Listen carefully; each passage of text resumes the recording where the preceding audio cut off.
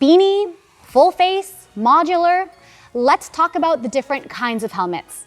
Hey guys, welcome back to the ATGATT Show, your guide to buying off the rack.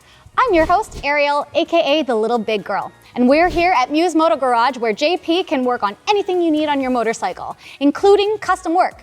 Consider it. Now, keep in mind everything I talk about is really my opinion based off of my experience working at one of the top local motorcycle gear shops for 7 seasons, as well as all of my customer feedback and conversations with tons of brand reps, including but not limited to AGV, Arai, HJC, you get it. You may not agree with me. You may have someone tell you something completely different, and that is all totally okay. There are so many factors for buying off the rack, including your body type, tightness tolerance, and most importantly, your budget. So just use this as a guide to making the right purchase for you. Finally, things are always evolving in this industry. So if you know something I don't know, share it with the class. Respectfully leave it in the comments, and maybe we can talk about it in a future video. Now, let's start talking about the different kinds of helmets, because there's a lot on the market and it's hard to know what the difference is. Like, why is this helmet this price? Or what is the difference between a $200 helmet and a $2,500 helmet, aside from the fact that it's a Rossi replica? I see you. So let's go through them one by one. I'm not going to talk about brands. We're gonna just be talking about the different types and what they're good for. First and foremost, we have a beanie. This is literally just goes on your head, kind of like a toque. It's just like a bucket. It doesn't really do anything. It's just to fill that requirement. You'll get no face protection. It's not really super secure, but it checks the box for places that require helmets. Next, we have a 3/4 helmet. So this obviously offers a little more protection than just a beanie.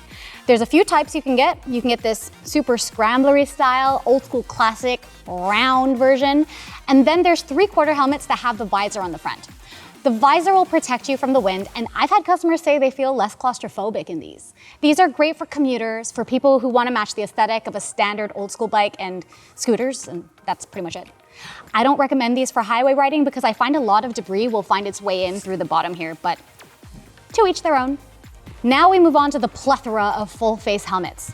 What I consider a good beginner, entry-level, full-face helmet is going to be something like this and costs between $100 to $400. The smaller cost is usually because there will only be 2 shell sizes, with the padding thickness being the only difference between sizing. This means that an extra small helmet will share the same shell as a medium, and a large will share the same shell as a double extra large. Generally, they'll be made out of some fancy word that means plastic, and they will be a bit heavier and louder. But again, meets the requirements, not too expensive, and you will get full face protection. After the entry-level full-face helmets, we have what I would call a mid-level full-face helmet, usually made of fiberglass. Fiberglass is a lot lighter than plastic, a lot stronger than plastic, and it's more sound insulating, so it won't be as loud. You should still be wearing earplugs, but it is a benefit that you won't get as much wind noise through the shell. With mid-level helmets, usually it'll come in 3 to 4 shell sizes, so you can get a better fitment and look less bobbleheady. With the more shell sizes, the more expensive building material, and usually better designs. Mid-level helmets can cost between $500 and $800, more depending on the graphic. Even so, I still highly recommend starting your riding journey with a mid-level helmet. More often than not, I would have a customer come in and buy a $200 helmet, and then come back later that same season or early the next season and buy a second, higher quality helmet. Their original spending could have gone directly into the second helmet if they heeded my advice. But now I'm sharing it with you, so hopefully you save some money in the long run. You're welcome. Let's continue, starting with modular helmets. What are modular helmets? Basically, the front lifts up. These are great for people who long distance travel or people who city ride and want to go to a coffee shop and drink their coffee without taking off their helmet. Now, there are some opinions that the hinge mechanism compromises the safety of a helmet, that they are not as safe. Until there is more research done, I do not agree nor disagree, but there is no denying the convenience of having a front flip up.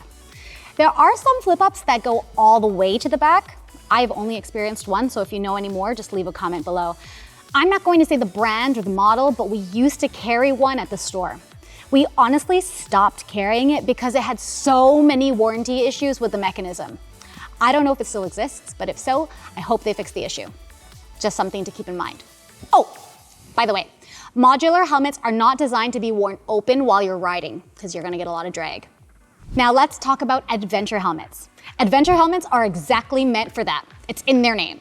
They're designed for going off the grid and off-roading.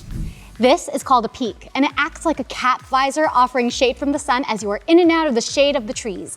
It also protects you from debris like flying rocks or branches.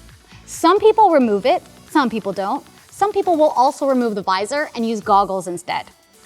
I do not really recommend adventure helmets for canyon carving or hitting the track.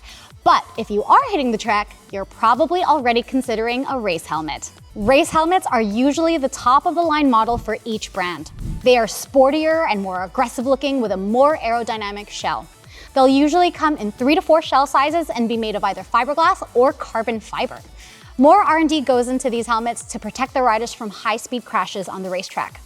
The most expensive helmet on the market that I know of is the Arai Corsair X Carbon, which as of today retails for about $3,500 Canadian. The next one is the AGV Pista GP-RR, a full carbon helmet made in Italy, which comes in a ton of different graphics and is probably the most common one that you see on the market and Instagram. Other popular race helmets I see on the track are the Alpine Stars SR10, Shoei X15, the Scorpion, KYT. Wait, didn't I say I wasn't going to talk about brands? I f***ed up. I swore, sorry. So, to answer your question, what are you paying for with these helmets? A, how many different shell sizes there are, so how many different molds they have to have. B, the material they are made of, plastic, fiberglass, carbon, or some combination of the three. And C, the graphic, the name, and the prestige. We'll discuss safety ratings like DOT and Snell in another video because I know that this is already a lot of information for you to process on your own. This is where having a trusted local retailer will come in handy. They can use their expertise and experience to help you find the right gear for you. I've personally fit hundreds of different people with helmets who have all given me feedback that I get to apply to my next customer. That's not something you can get from reviews. Support local, and they'll support you back. If you want more content like this, hit subscribe and shoot me a follow at The Little Big Girl. Thanks for watching and happy shopping.